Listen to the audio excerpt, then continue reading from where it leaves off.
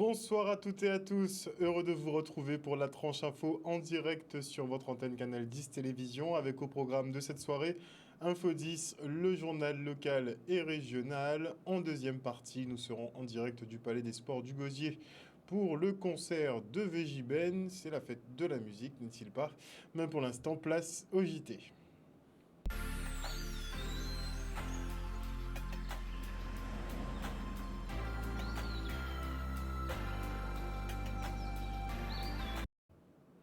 Nous sommes le mardi 21 juin 2022 et la sentence est tombée pour Gaby Clavier, accusé d'avoir proféré des menaces de mort à l'encontre de l'ex-directeur du CHU Gérard Cotellon. Le secrétaire général de l'UTS UGTG est condamné à 3 mois de prison avec sursis et 1 500 € de dommages et intérêts.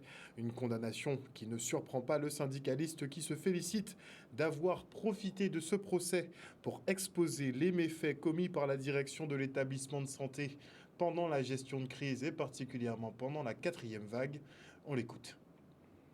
Ben sorti apprendre que le criminel là condamné moins à 3 ans de prison avec 3 mois de prison avec ceci pardon et après de 3 000 € d'amende et dommages et intérêts pour côté long. Donc ça c'est une décision on peut dire qui pas surprendre nous hein. C'est une énième décision à condamnation à syndicaliste qui pour son objectif de faire en sorte qu'il fait nous paix. Il fait nous paix, fait nous faire derrière. Mais malheureusement pour nous, ça n'est pas possible. Tout longtemps, nous avons 50 ans de combat, 50 ans de détermination, 50 ans de pour droit travailler, mais également singulièrement le secteur de la santé pour respecter les droits des malades.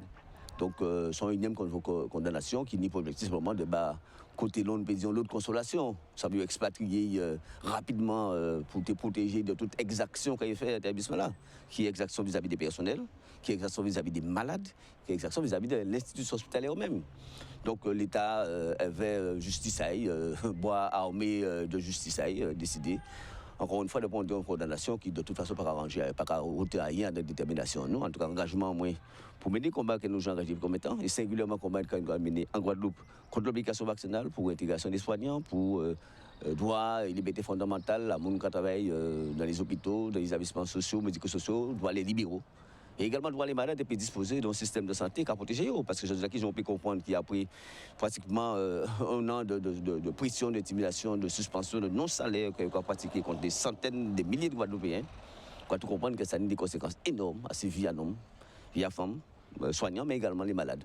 On ne peut pas ni kiné, on ne peut pas ni médecin, on ne peut pas ni dentiste, on ne peut pas ni infirmier qui vient voir le matin pour un monde qui est isolé. Là, on ne peut pas accéder à un établissement de santé pour soigner, ou pour opérer, ou pour payer des médicaments. Ça aussi, ça, son crime. Son crime également, là, on ne peut pas attraper, un petit monde ne peut pas ni voir psychologue, ou kiné, un petit monde handicapé, puis pas soigner. C'est ça, crime là. Donc, ça, décision qu'on prend, soi-disant, pour criminaliser moins ou l'action syndicale du GTG, encore une fois, c'est une tendance, une prétention qui a été détenue de faire cacher crime ailleurs. Mais nous faisons ça en tribunal là, nous dénonçons tout crime qu'il a fait. À pas procès, moins que nous fait. Nous faisons procès à système de santé là. Nous faisons procès à côté là. Nous faisons procès à l'ARS. Nous faisons procès à tout crime qu'il a pratiqué pendant durant la Covid là en Guadeloupe. Et c'est normal, hein? C'est normal que prenne des décisions comme ça pour nous comprendre que finalement c'est eux qui ont raison. Mais non, nous vivons et nous bien, nous allons continuer la lutte. Gaby Clavier qui était poursuivi pour avoir utilisé notamment un dicton assez connu chez nous, les outchouillés, faut pas au paiement. Et notez aussi qu'il n'y a toujours pas de directeur au CHU de Pointe-à-Pitre depuis plusieurs mois déjà. Et autre nouvelle, c'est que le directeur du conseil scientifique français qui est en charge justement de la crise Covid, Jean-François Delfecy, lui souhaite effectivement être débarqué du conseil scientifique. Ça se passe un peu en même temps que la démission de la ministre de la Santé, Madame Bourguignon, qui finalement aura fait un mois dans ce ministère. Et concernant l'affaire des grands frères, notez que 5 nouvelles interpellations ont eu lieu aujourd'hui. Il s'agirait de personnes ayant participé à la réunion du 5 décembre dernier à la Cité des métiers au Rézé. Il semblerait qu'ils élargissent les investigations après quelques semaines, voire plusieurs mois de stagnation. Et les cimetières de Guadeloupe sont pleins à craquer, à tel point que les pompes funèbres ont des difficultés à inhumer. Aux pompes funèbres Lurel, on cherche des solutions pour enterrer un défunt en attente depuis 25 jours, malgré l'obligation des municipalités où il a résidé, en l'occurrence Basse-Terre, Abîme ou encore Saint-François. Aucune d'elles n'a accepté. Une situation qui met en exergue le traitement des moins que rien, selon Franck Lurel. Le reportage. Depuis, ça fait maintenant plus de 25 jours que nous avons un corps, une dépouille, qui est décédé sur le territoire de Basse-Terre et qui, normalement, selon les textes en vigueur, devrait être inhumé à Basse-Terre. Bon, il se trouve qu'ils nous ont dit que cette dépouille habitait Saint-François. Donc on s'est rapproché de la commune de Saint-François, qui nous dit que le corps, il n'y a pas de place dans leur cimetière. Bon. Ok, jusque-là, tout va bien. On retourne vers Basse-Terre et Basse-Terre nous dit ils n'ont pas de place. Donc, pas de place dans les cimetières. Après enquête, il se trouve que le défunt a résidé quelques jours aux Abîmes. On se retourne vers la mairie des Abîmes qui nous dit qu'il n'y a pas de place et que ce n'est pas eux, c'est encore Basse-Terre. Donc, finalement, aujourd'hui, les jours passent, nous avons une dépouille et nous ne pouvons pas l'inhumer sur le territoire de la Guadeloupe. Donc, les textes pourtant sont clairs.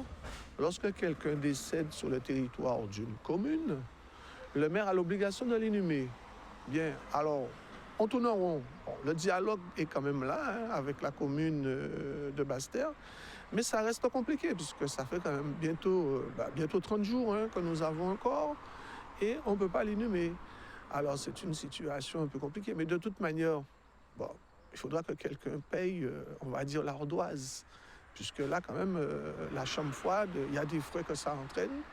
Et puis bon, là, on verra ce que ça va donner. Mais c'est vraiment dommage, puisque c'est quand même une personne qui a vécu, qui a réalisé des choses. Bon, maintenant, on ne va pas revenir sur le parcours de cette personne, mais c'est vraiment dommage que lorsqu'on est décédé, pour certaines personnes, on est moins que rien, quoi. Voilà.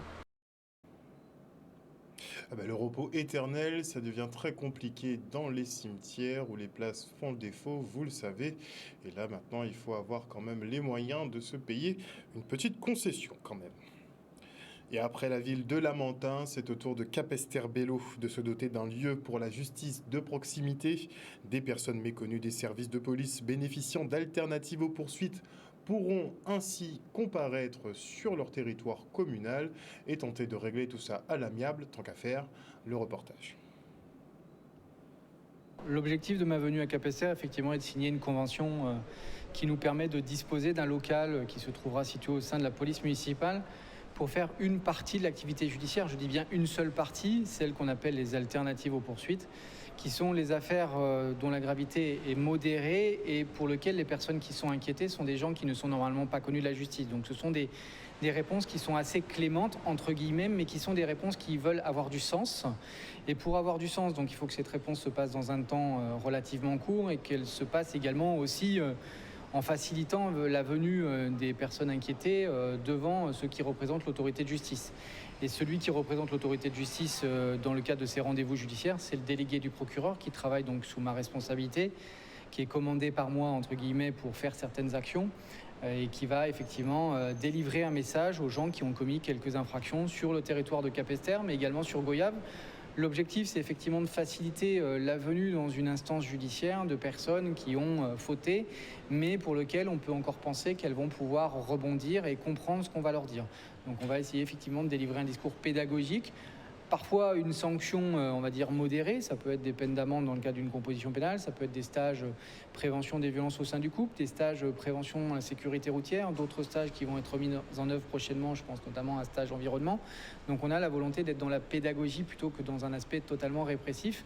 L'aspect totalement répressif, c'est pour le coup, se passera uniquement à Basse-Terre, puisque ce sont les personnes qui sont invitées à se présenter devant le tribunal correctionnel et qui peuvent, notamment pour certaines d'entre elles, encourir des peines de prison. Vous dire qu'il est très important pour nous, effectivement, de rapprocher la justice auprès des administrés, puisque le délai qui est quelquefois imparti entre l'administré et la justice n'est pas tout à fait temporel et les administrés ont tendance à effectivement s'éloigner de la justice et à ne plus pouvoir faire confiance à cette justice.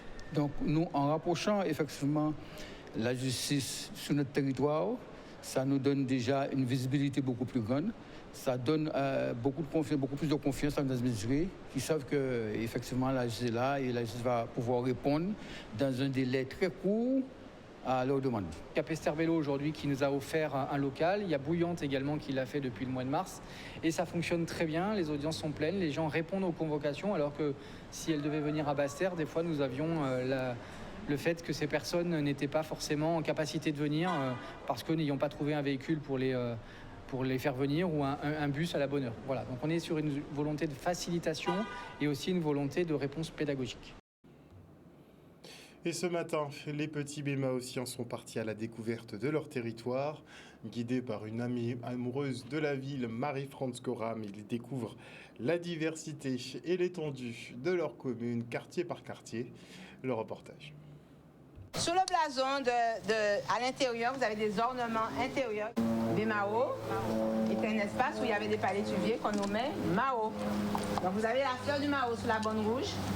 Ici, sur la bande blanche, là, on a, à l'époque, ce qui représentait la royauté. On a les listes du roi. Depuis ce matin, ils sont partis de Petite Terre, qui était l'ancien bourg de Bémao, Lajaille, leur école, où se trouve leur école aujourd'hui.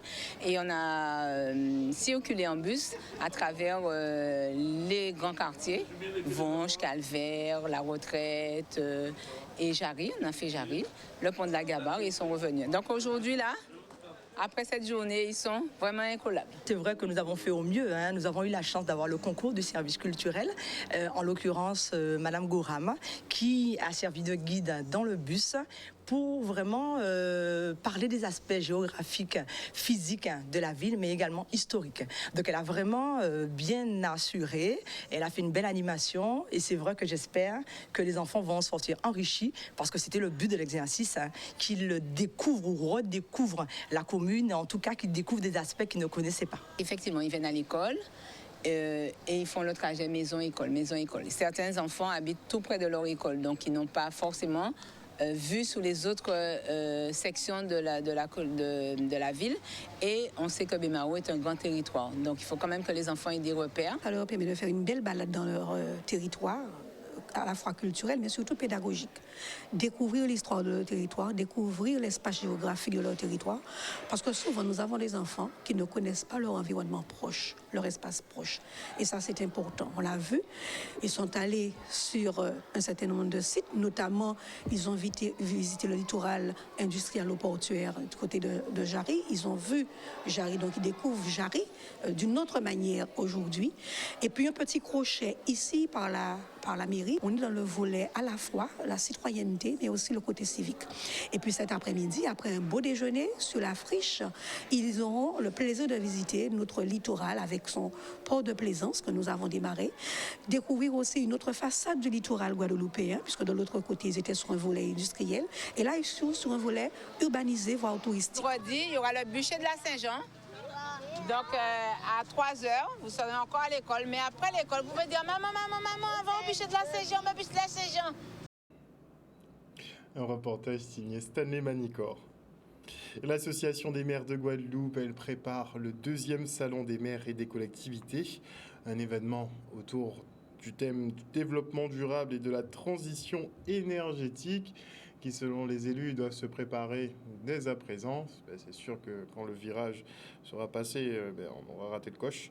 Et l'idée est de mettre les collectivités en contact avec les entreprises et bâtir des politiques publiques adaptées au changement climatique. S'il n'est pas déjà trop tard, vous avez constaté comment il fait chaud, hein ?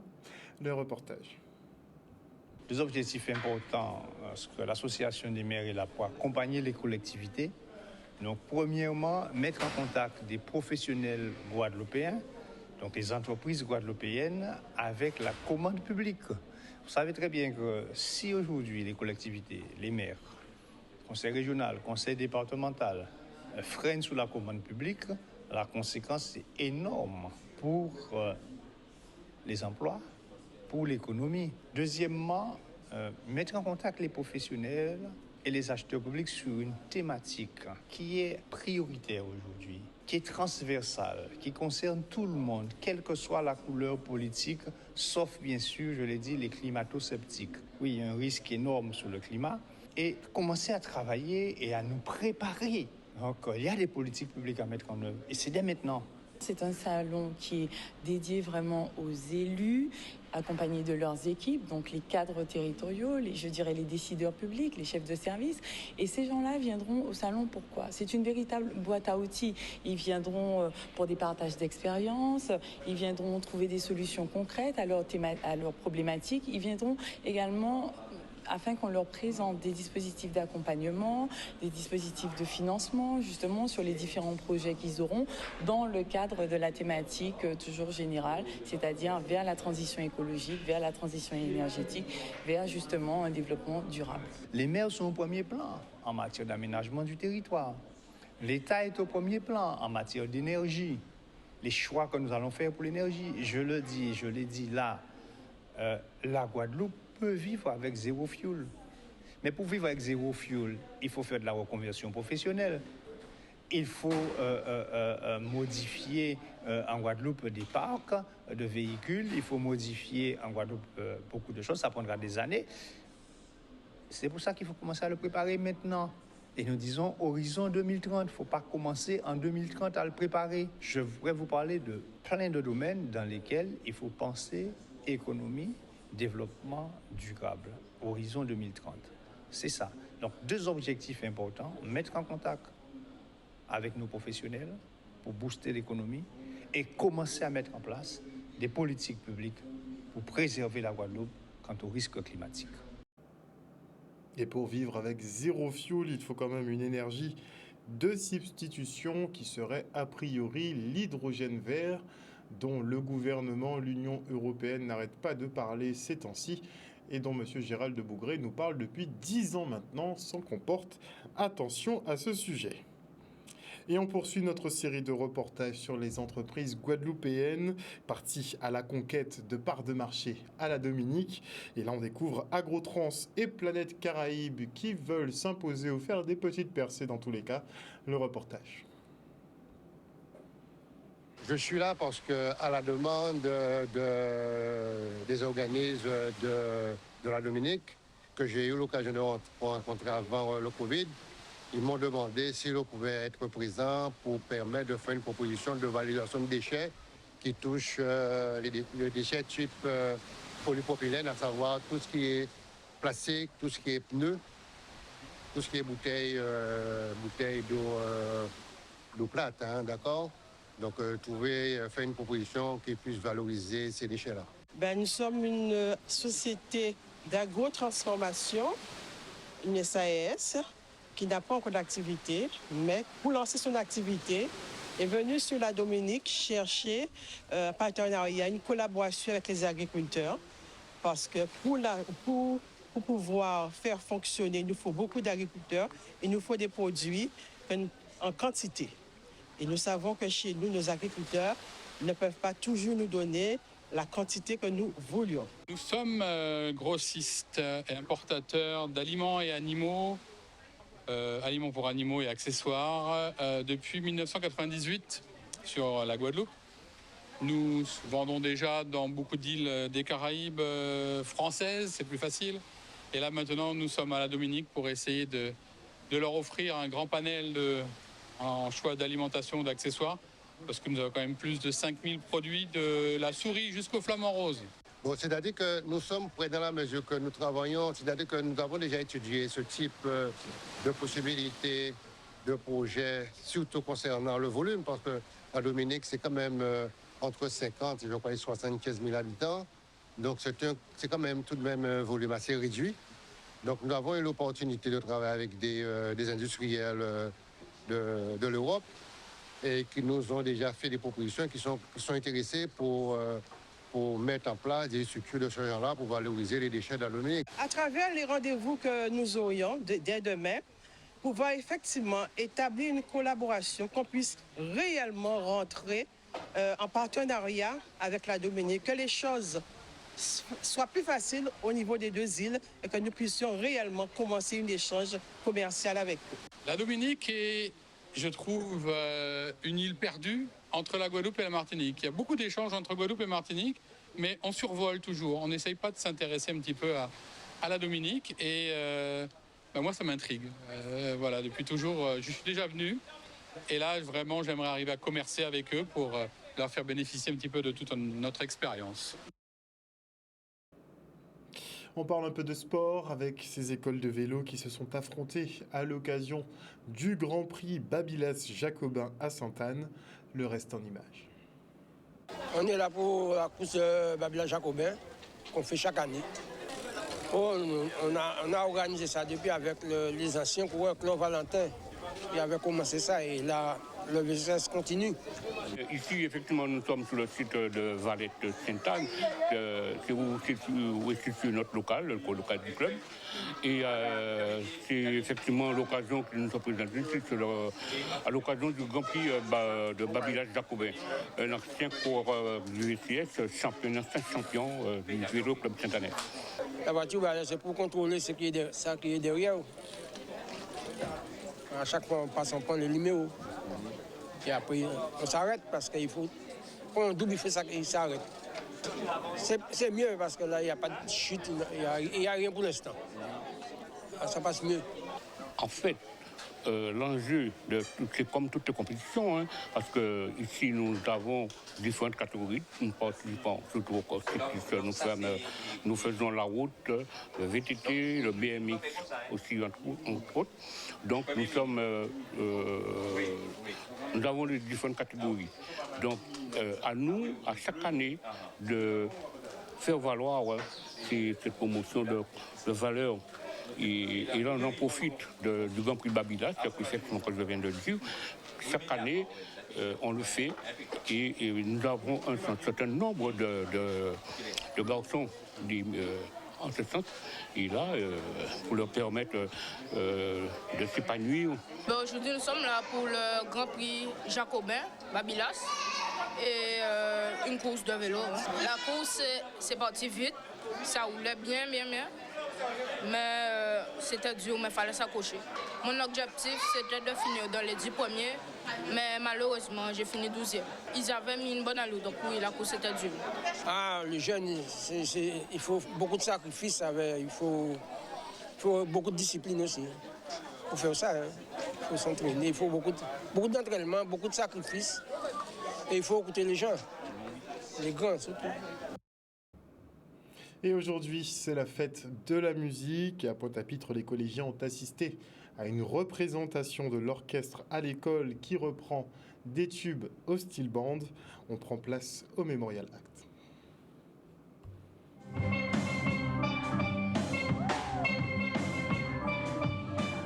Je me dois d'être là parce que, en tant que professeur d'éducation musicale, je dois manager mes élèves pour la fête de la musique. Ils doivent représenter leur collège concernant justement cette fête annuelle et surtout qui est dans toute la Caraïbe. On se devait de marquer le coup.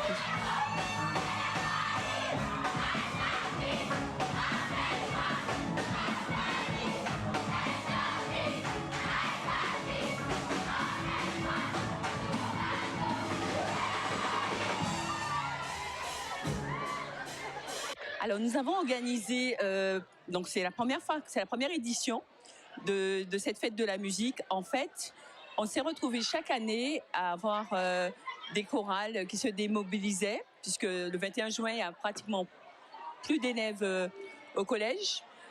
Donc par conséquent, on a tablé un petit peu sur les classes à horaires aménagés musique, les CHAM, et la classe orchestre. Ce sont les élèves qui sont dans des dispositifs d'enseignement particuliers, c'est-à-dire à projet. Et donc, on a organisé cette fête de la musique justement pour marquer le coup pour la première fois. Et je pense que ça continuera comme ça. C'est une préparation qui est relativement longue puisque ça fait depuis 2020 qu'on a commencé le projet et ça a démarré en 2021. En 2021, il y a eu un premier vivier, c'est-à-dire des élèves de 5e qui ont commencé à travailler le style band. Faites de la musique. Je dis faites de la musique, F-A-I-T-E-S. Faites-en. Même si on est débutant, on est amateur, mais c'est un jour mémorable. Ça arrive qu'une fois par an.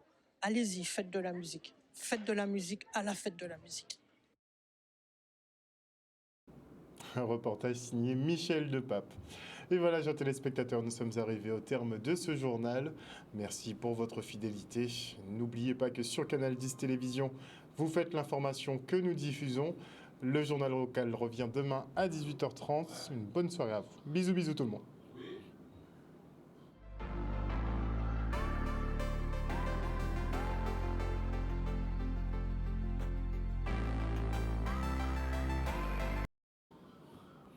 À venir sur Canal 10, le concert de VJBen pour la fête de la musique. Nous serons en direct du Palais des Sports de la ville de Gosier.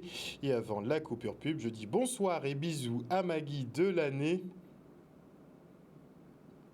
Maggie qui nous dit « Je ne suis pas allé danser avec le maire de Bonneuil-sur-Marne ». Ah, il ne devait pas y avoir de célébration à Bonneuil-sur-Marne. Maggie, dis-nous tout. Bonsoir à Fabien Média 97+. Bonsoir à Jimmy Kamagouva Aliar, au général Franck Abar, à Marilou.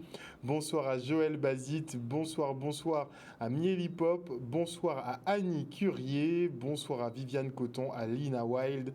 Bonsoir à Kitoun Cyprien, à Wilma Blondeau. Bonsoir à Claudie Girard. Bonsoir à qui d'autre. Il faut que je remonte. Bonsoir. Alors. Bonsoir à Dominique Landry. Bonsoir. Oui, je m'arrête un peu sur les commentaires, désolé. À la prochaine fois, je lirai. Bonsoir à Juliette Deval, puisqu'à chaque fois, il y a des débats entre vous.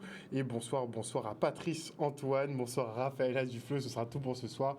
En tout cas, amusez-vous bien sur l'antenne de Canal 10 Télévision. Mettez le son à fond et profitez-en pour ceux effectivement qui ne peuvent pas se rendre au hall des sports ou bien dans une soirée, puisque bon, il y en a un petit peu partout ce soir, hein.